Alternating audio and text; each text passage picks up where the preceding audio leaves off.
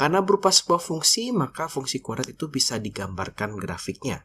Ya, kita sudah bicara kalau fungsi kuadrat bisa dinyatakan dalam bentuk Y sama dengan 2x kuadrat tambah 3x tambah 5.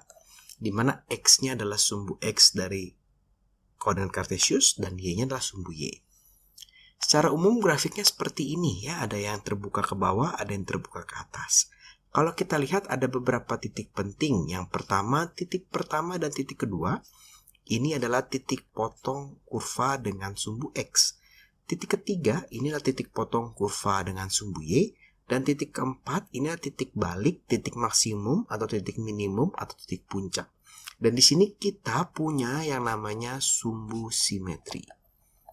Kenapa sih disebut sumbu simetri? Karena ternyata garis ini membagi kurva ini kiri kanan sama besar. Dan kalau dilipat itu akan pas cocok gitu ya.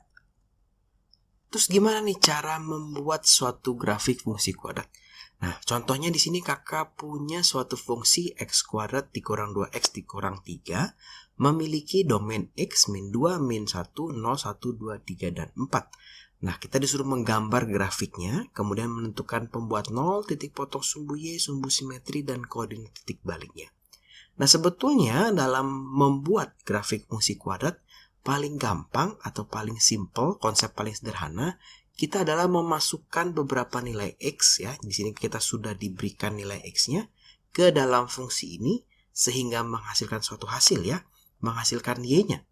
Sehingga kita dapat pasangan-pasangan titik dan titik-titik itu bisa kita buat menjadi suatu grafik. Kita langsung aja coba di sini ya. Di sini kakak mau mencari nilai dari X ini. Kalau dimasukkan ke fungsi ini hasilnya berapa aja. Yang pertama, kalau X-nya kita masukkan min 2. Berarti kita mau mencari F min 2. Ini adalah X kuadrat berarti ini min 2 dikuadratkan. Dikurang 2 dikali min 2 dikurang 3. Maka kakak punya 4 ya, ditambah 4 dikurang 3.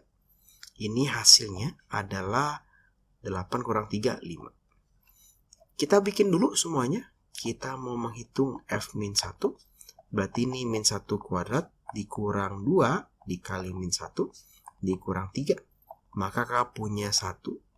Kemudian kakak punya plus 2. Dikurang 3. Hasilnya adalah 0. Kita coba lagi yang lain, yang 0 ya. Maka kakak mau mencari F0, berarti ini 0 kuadrat dikurang 2 dikali 0 dikurang 3. Maka hasilnya adalah minus 3. Kemudian kita akan mencari F1. Ya, jadi ini dicari satu-satu nih, X-nya diganti semua. Maka kakak punya 1 kuadrat dikurang 2 dikali 1 dikurang 3. Maka kakak punya 1 dikurang 2 dikurang 3. Ini hasilnya adalah minus 4. Gitu ya. Kemudian kita coba lagi.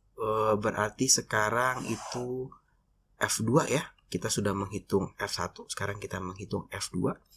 2 kuadrat dikurang 2 dikali 2 dikurang 3.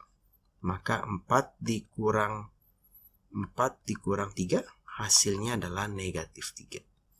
Kemudian kita mencari F3. F3 ini berarti 3 kuadrat dikurang 2 dikali 3 dikurang 3.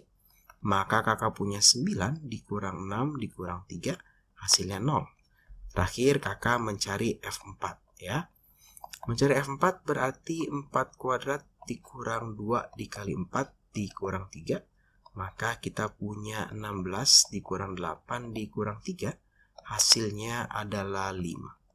Oke, kakak tuliskan dulu di dalam tabelnya. Nah, di sini kakak sudah menuliskan tabelnya sehingga kita punya hasil dari kalau X-nya dimasukkan min 2 hasilnya adalah 5. Kalau X-nya dimasukkan min 1 hasilnya adalah 0 dan seterusnya gitu ya.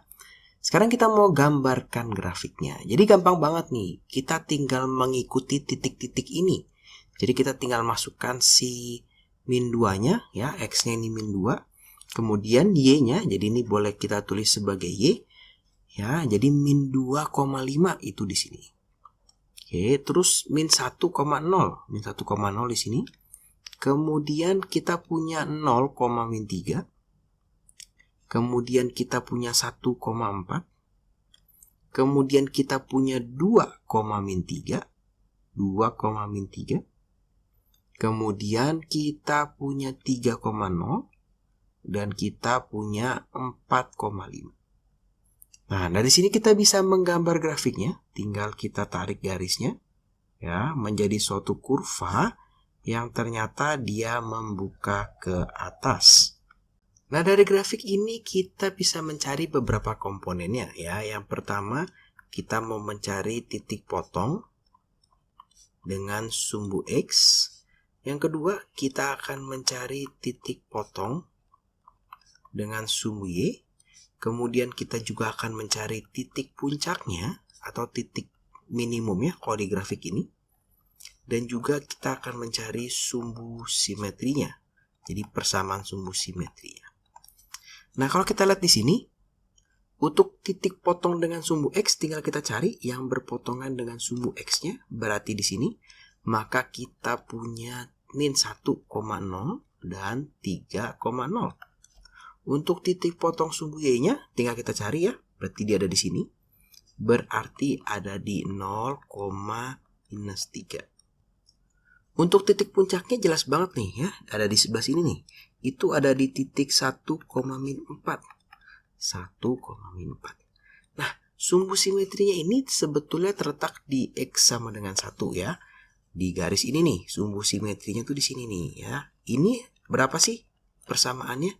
Sumbu simetrinya itu ternyata ada di X sama dengan 1. Tinggal kita lihat aja ininya nih, titik X-nya di mana.